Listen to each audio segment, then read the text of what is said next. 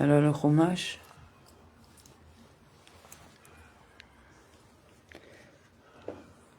Alors, vendredi 12 Elul, qui Tetse, suite chapitre 24. Si quelqu'un a pris nouvellement femme, il sera dispensé de se rendre à l'armée et on ne lui imposera aucune corvée. Il pourra vaquer librement à son intérieur pendant 1 an et rendre heureuse la femme qu'il a épousée. Une femme nouvelle pour lui, même une veuve, à l'exception de celui qui reprend une femme après qu'il en a divorcé Sifri. On imposera sur lui une charge militaire pour aucune chose qui soit nécessaire à l'armée, ni pour fournir de l'eau ou des vivres, ni pour entretenir les routes. Ceux qui en revanche reviennent du champ de bataille sur l'ordre du Kohen, comme c'est le cas de celui qui a construit une maison et ne l'a pas inaugurée supra 25, ou de celui qui s'est fiancé avec une femme et ne l'a pas épousée supra 27. Ceux-là sont tenus de fournir de l'eau et des vivres et d'entretenir les routes, Sota 44a.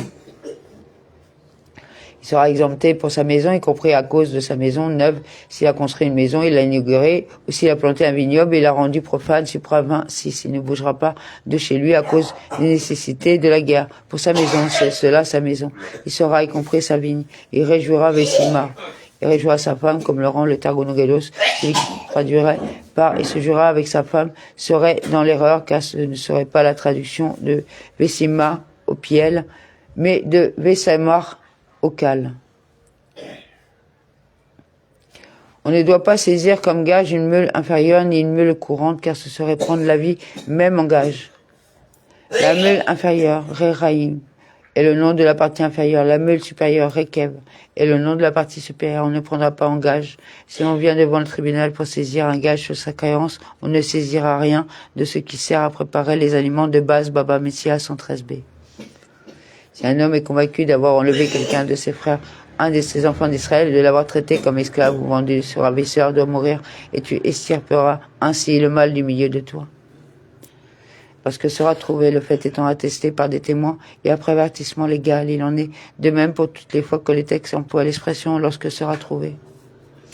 Qu'il est exploité, il n'est coupable que s'il s'en sert. Observe avec un soin extrême et exécute les prescriptions relatives à la lèpre, tout ce que les pontifes descendants de Lévi vous enseigneront d'après ce que leur est prescrit, vous vous appliquerez à le faire. Prends garde à l'affection de la lèpre, Tsaharat. On ne doit pas détacher les signes de pureté, ni couper une tache de Tsaharat. Comme tout ce que vous enseigneront, que ce soit pour faire enfermer ou pour décider de son impureté ou pour rendre pur. Souviens-toi de ce que l'Éternel, ton Dieu, a fait à Myriam pendant votre voyage au sortir de l'Égypte. Souviens-toi de ce qu'a fait Hachem, ton Élukim, à Myriam. Si tu veux te préserver de l'affection de la Tsaharat, ne confère pas de médisance. Souviens-toi ce qui a été fait à Myriam, qui avait médit de son frère, qui a été frappé de ses affections. Si tu as fait à ton prochain après quelconque notre point dans sa maison pour te nantir de son gage. Quand tu prêteras taché à ton prochain, le mot taché signifie prêter, un prêt quelconque, tout prêt, quel qu'il soit.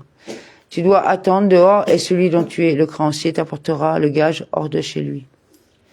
Et si c'est un pauvre, tu ne dois pas te coucher nanti de son gage. Tu ne te coucheras pas avec son gage. Tu ne te coucheras pas son gage étant avec toi. Tu es tenu de lui rendre au coucher du soleil pour qu'il puisse reposer sous sa couverture et qu'il te bénisse, et cela te sera compté comme une bonne œuvre par l'Éternel ton Dieu. Quand se couche le soleil, c'est un vêtement pour la nuit, et si c'est un vêtement pour le jour, rends-le lui le matin. Il était déjà écrit dans la Sidra Mishmatim. Jusqu'au soleil couchant, tu le lui rendras. Shemot 22-25. Tu le lui rendras pendant toute la journée, et au soleil couchant, tu le lui reprendras. Baba Messia 114b. Il te bénira. Et s'il te bénit pas, cela te sera générosité de toute façon. Amen.